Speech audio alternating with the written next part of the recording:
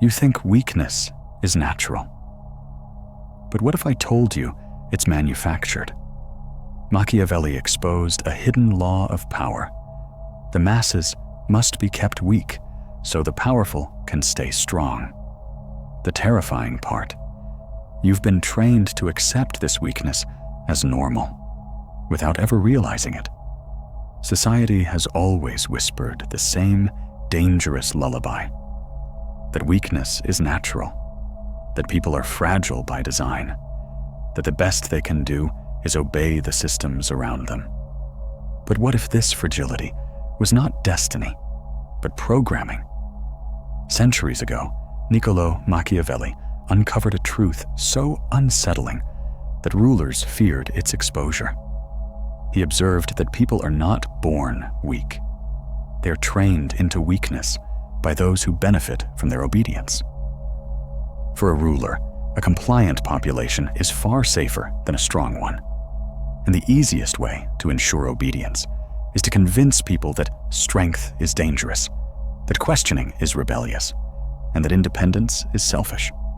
This was the hidden machinery of power, the deliberate manufacturing of weakness disguised as culture, morality, and even love.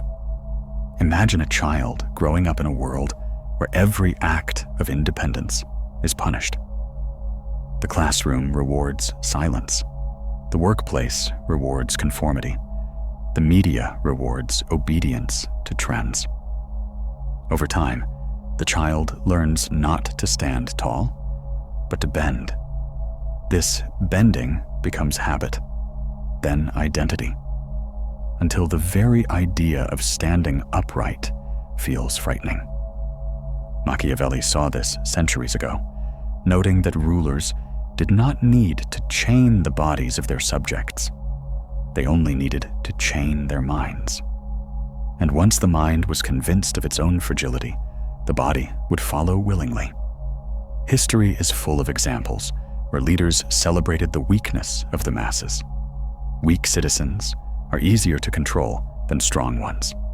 Weak citizens will fight each other over scraps rather than unite against their masters. Weak citizens will mistake their cage for comfort, their obedience for morality, their fear for virtue.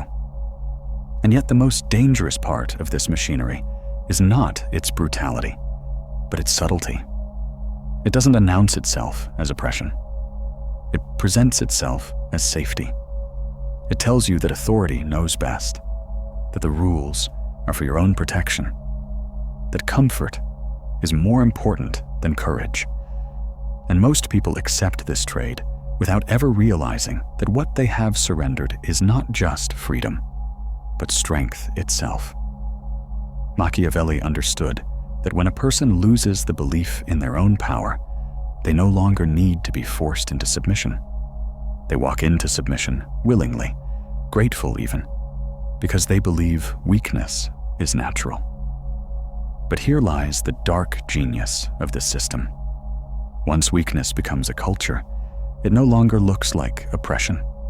It looks like normal life. You wake up, you follow the rules, you keep your head down, and you never notice that the world has quietly trained you to fear your own strength. When Niccolò Machiavelli wrote The Prince in the early 16th century, he was not writing a guide for ordinary people. He was writing a manual for rulers, a map of how power truly operates behind the polite mask of politics. And hidden inside those pages was a warning, one so sharp that it made him infamous for centuries. Machiavelli observed that people can be made weak by design, that the strength of a society is often not in its people, but in the illusions its leaders construct. He revealed a truth most feared by the powerful, that the masses could be conditioned to trade strength for safety, freedom for comfort, and independence for approval. He explained that it is far easier for rulers to govern a population that is frightened and dependent than one that is confident and self-reliant. Fear, he wrote, is a stronger motivator than love, because fear makes people predictable. When you are afraid, you hesitate, you obey, you follow orders you would otherwise resist. And so rulers throughout history have crafted systems not to empower their people, but to weaken them just enough that they never realize how much power they actually hold. The forbidden lesson in Machiavelli's words is not that power corrupts, but that power survives by cultivating weakness in others. Consider how he framed the balance between generosity and control. A ruler who is too generous, Machiavelli warned, risks creating strong subjects who may no longer need him. But a ruler who gives only enough to keep the people dependent secures loyalty forever. This dependency becomes the quiet chain, the invisible leash that convinces people they cannot survive on their own. That insight was not just a strategy for princes of the 16th century. It is the blueprint that societies still follow today. The forbidden lesson is that your weakness is not accidental. It has been designed, engineered, and reinforced at every level of culture. The school that teaches obedience over creativity, the job that rewards conformity over courage, the endless messages that whisper you are fragile, replaceable, powerless, without the approval of authority. Machiavelli saw through this game, and he understood that rulers who mastered it could maintain power for generations without ever needing to draw a sword. That is why his work was feared, condemned, and often censored. He was not just exposing the cruelty of kings, he was exposing the system itself. And here lies the paradox. By writing for the rulers, Machiavelli also gave ordinary people a chance to see behind the curtain. He revealed the stagecraft of power, the illusions that make weakness seem natural. His forbidden lesson is dangerous not because it arms rulers, but because it can awaken the ruled. If you see the machinery, you no longer mistake it for reality. You realize that the weakness you were taught is not your true nature, but a deliberate design meant to keep you compliant. And once you realize this, the spell begins to break. But Machiavelli also warned of something darker, that once a society becomes too weak, it cannot defend itself, not from enemies, not from its own leaders, not even from its own illusions. Weakness becomes self-perpetuating, a cycle that feeds on itself until the people forget they ever had strength at all. This is why his writings remain dangerous even today. Because once you recognize that weakness is not natural, but manufactured, the foundation of control begins to crack. You start asking questions you were never supposed to ask. Who benefits from my fear? Who profits from my dependence? Who gains when I believe I am powerless? These questions are the keys Machiavelli left behind, the forbidden lesson that rulers feared most, awareness itself. Machiavelli's insight did not vanish with the passing of kings. Instead, it evolved, spreading its roots into the very institutions that shape our daily lives. If rulers once relied on fear to keep the masses obedient, modern society has built entire architectures designed to achieve the same effect without a single whip or chain. These structures are subtle, invisible, and all the more effective because we rarely question them. Take the classroom, for instance. From the moment a child enters school, they are taught the value of compliance. Sit still, follow instructions, wait for permission to speak. The child learns quickly that creativity is tolerated only when it fits within the system's expectations. Step outside those boundaries, and punishment is swift, not with cruelty, but with shame, low grades, or disapproval. By the time that child becomes an adult, obedience feels natural.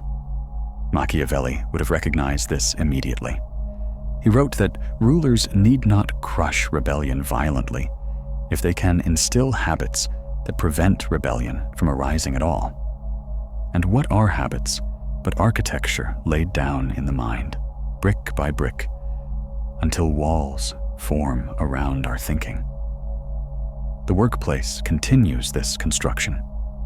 Here, conformity is not just rewarded, it is survival.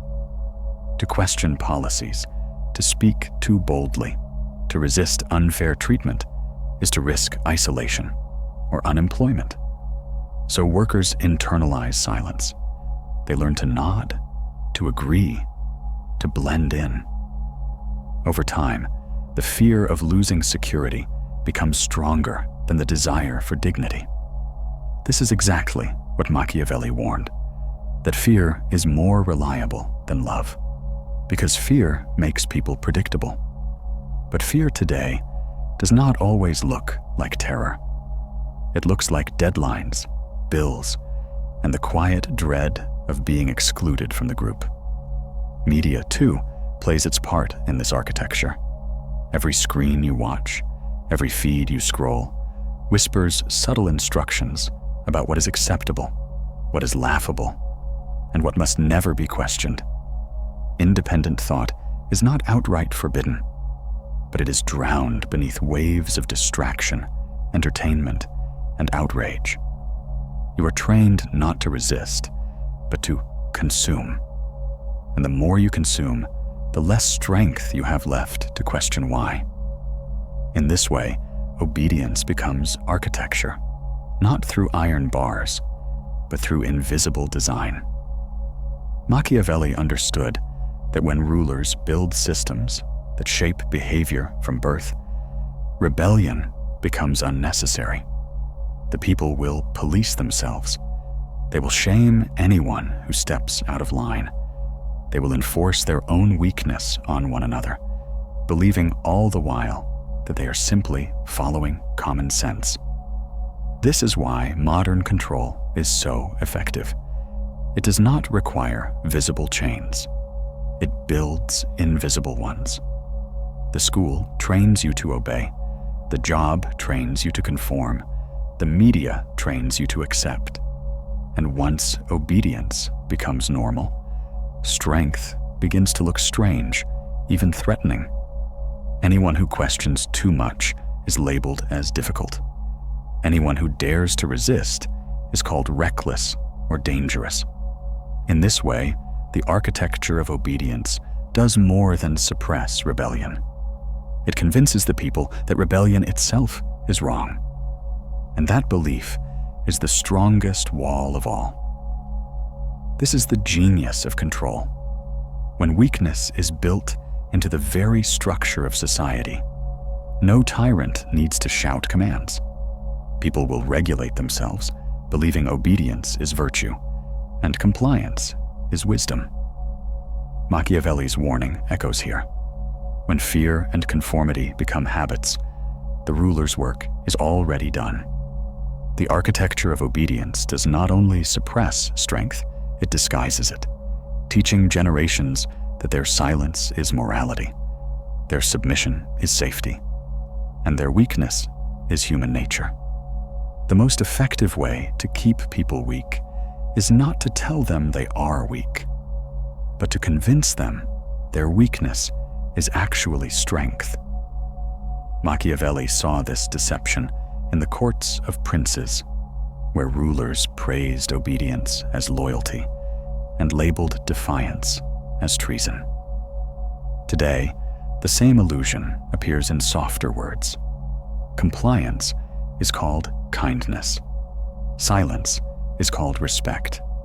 Helplessness is called humility. From childhood, we are taught that to be good is to surrender, to accept, to never disturb the waters. But hidden in this lesson is a dangerous trick: weakness dressed up as virtue. Think about how often society praises passivity. The student who never questions authority is called well-behaved. The worker who accepts endless demands is called dedicated. The citizen who never challenges leaders is called loyal. Yet behind these flattering labels lies a darker truth. These are not virtues. They are behaviors that make control easier. And when obedience is mistaken for morality, strength itself becomes demonized. Courage is framed as arrogance. Independence is framed as selfishness. Resistance is framed as cruelty. This reversal is one of the oldest tools of power, and Machiavelli warned that once people believe their weakness is goodness, they will defend it more fiercely than their own freedom. This illusion is reinforced through culture and story. Heroes are often shown as those who sacrifice endlessly, who obey without question, who accept their fate quietly. Rarely are they shown as those who walk away from unjust systems, who refuse to kneel, who dare to say no. And when they are, they're often portrayed as villains or outcasts. This conditioning convinces us that suffering in silence is noble, that carrying unbearable burdens without complaint makes us strong. But true strength is not silent suffering. True strength is the ability to face truth without flinching, to resist manipulation, to protect your dignity even when the world demands you surrender it. The illusion of virtue thrives because it feels comforting. It tells people they are good simply for enduring, for obeying, for giving away their power. And in a world where recognition is rare, who would not cling to the label of being good? But Machiavelli's writings cut through this lie. He understood that rulers must disguise weakness as morality, because no people would willingly choose chains unless they believed the chains made them righteous. And so, the illusion continues, generation after generation, persuading the strong to dim their light and convincing the powerful that their rule is secure. Yet behind the mask of virtue lies the truth. What society calls goodness is often just obedience. And what it calls selfishness is often just strength. Once weakness has been disguised as virtue, it evolves into something even more dangerous, a trap that people willingly walk into and defend as if it were their identity.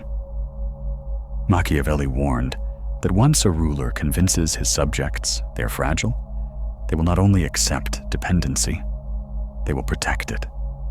This is the weakness trap.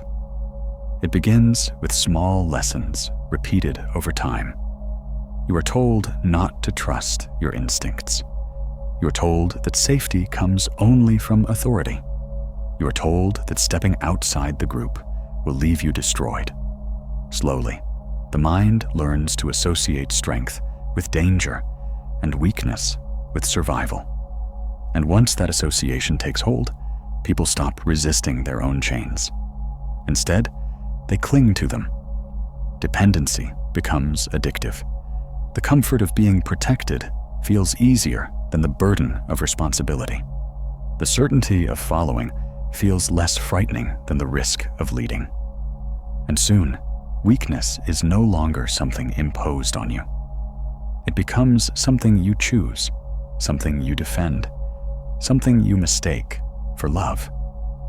Machiavelli saw this in his own time, noting that fear is more reliable than love. Why? Because fear keeps people predictable. A person who fears losing approval, losing safety, losing belonging, will make choices not for their own freedom, but to avoid that loss. And so fear becomes the quiet engine of the weakness trap. In modern psychology, this mechanism is called learned helplessness. When you experience repeated control, repeated punishment, or repeated guilt, your mind begins to believe resistance is pointless. Even when escape is possible, you remain in place, convinced that nothing you do will matter. This is why the weakness trap is so devastating. it does not only control your actions, it reshapes your very sense of possibility. You may have felt it yourself. The exhaustion after being told your voice doesn't matter. The heaviness after trying to break free only to be shamed for being selfish. The fear of rejection when you imagine saying no. These are not coincidences. They are signs of a system working exactly as designed. The trap convinces you that your suffering is proof of your virtue, that your silence is evidence of your loyalty, that your exhaustion is the cost of your love. And because you believe these lies, you stay exactly where you are, drained but obedient, depleted but safe. But Machiavelli left us a warning inside his writings. A population that chooses weakness is one that cannot protect itself. Not from rulers, not from manipulation, not even from its own illusions. The trap becomes a prison built on fear and shame. And the cruelest part is that most people never even see the bars. They believe they are free, when in truth, they are only free to obey. Machiavelli's lesson was not only a map of how rulers control. It was also a mirror, showing what happens when people finally see the machinery around them. For centuries, his writings were branded dangerous, not because they taught cruelty, but because they revealed the secret of strength: awareness. Once you recognize that weakness is manufactured, the illusion begins to fracture. You start asking questions you were never meant to ask. Why do I obey? Why do I fear? Why do I hand my strength away so easily? These questions are the first cracks in the weakness trap, the signs that awakening has begun. To awaken is not to become cruel. It is to reclaim the power that was quietly stolen from you. Society wants you drained, obedient, endlessly available to serve others' interests.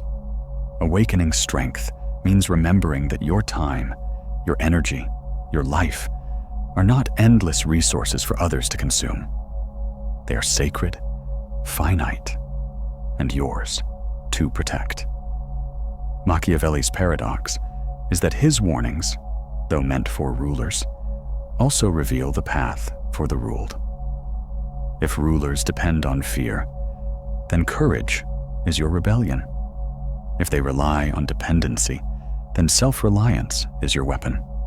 If they thrive on your silence, then truth becomes your shield. Awakening strength does not require armies or revolutions. It begins in the smallest acts. Saying no when you are pressured to say yes. Protecting your boundaries, even when guilt tries to break them. Refusing to dim your light just to make others comfortable. Each act of courage is a thread pulled from the tapestry of obedience. And as you pull, the fabric of weakness unravels. But society will not let you awaken without resistance. The moment you begin reclaiming strength, expect the system to push back. People will accuse you of being selfish, cold, even cruel. Authority will label you dangerous for daring to think independently. Friends or family may shame you for no longer playing the role of silent supporter. This is the test Machiavelli predicted. When fear escalates, it means the system senses your awakening. The truth is simple. If your strength threatens their comfort, then your strength is real. And this is why awakening is so terrifying, both to rulers and to those still trapped in weakness. Because once one person awakens, others begin to notice. They see your courage and feel their own stir within them. Strength spreads like fire, and fire is what rulers fear most. Yet awakening strength is not only rebellion against control, it is a reclamation of dignity. When you begin to stand tall again, you discover something extraordinary. The weakness you carried for so long was never your true nature. It was a costume placed upon you, stitched together with fear, guilt, and conformity. Peel it away, and you find resilience beneath it. You find clarity. You find the part of you that society tried to bury, but never truly killed. This is the beginning of sovereignty, the moment when you no longer need permission to exist as yourself. Machiavelli's forbidden lesson was not just a warning of control, but a key to liberation. Strength is not given by rulers. It is remembered by those brave enough to awaken. Machiavelli's writings carried many warnings, but his final and most dangerous secret was this: control is most effective when the people believe their chains are freedom. It is one thing to impose weakness on a population. It is another to convince them that their weakness is choice, progress, even virtue. This is the final trick, the moment when the system no longer has to push because the people themselves pull the cage door shut. You can see this everywhere once your eyes adjust. Citizens speak of being free while living lives shaped entirely by fear of rejection, fear of scarcity, fear of authority. Workers call themselves independent while relying on systems that punish any act of independence. Consumers insist they're choosing, while every option has been carefully designed to keep them docile and distracted. The genius of this deception lies in its invisibility. The chains are woven out of habits, entertainment, and approval. They're so familiar that you mistake them for comfort. Machiavelli understood this centuries ago when he wrote that rulers must ensure the people believe their safety depends on their obedience. Once the masses accept that trade, they will not rise against their rulers. They will rise against anyone who dares to question the rules. That is the cruel irony of the final secret. The people themselves become the enforcers. Families shame members who step outside tradition. Communities ridicule those who challenge norms. Colleagues isolate anyone who speaks truth too clearly. In this way, weakness is not only protected by rulers, but fiercely defended by the weak themselves. Machiavelli saw that this cycle could continue indefinitely, passed from generation to generation, unless awareness breaks it. And here is where the opportunity lies. When you recognize that the freedom you were sold is a costume, you stop mistaking permission for liberation. You begin to see that strength is not rebellion against society, but alignment with your true nature. Strength means refusing the false bargains that demand you give up dignity for acceptance. It means understanding that approval is not love, and that safety without freedom is another name for captivity. The final secret, then, is not only a warning, but a challenge. Will you continue to accept illusions as truth? Or will you have the courage to strip them away, even if it costs you comfort, even if it costs you belonging? For Machiavelli, the answer was clear. Rulers thrive on the blindness of the people. But the moment people choose to see, the spell begins to break. And when enough awaken, the ruler's most powerful weapon, the illusion of freedom, shatters. And yet, Machiavelli left one last paradox for us to confront. Weakness is not only used against you. It can also be weaponized by those who seem powerless. When weakness is performed strategically, it becomes a dark form of control, one that even the strongest often fall victim to. In the next video, we will uncover this disturbing truth: how weak people secretly control you. Machiavelli's dark law.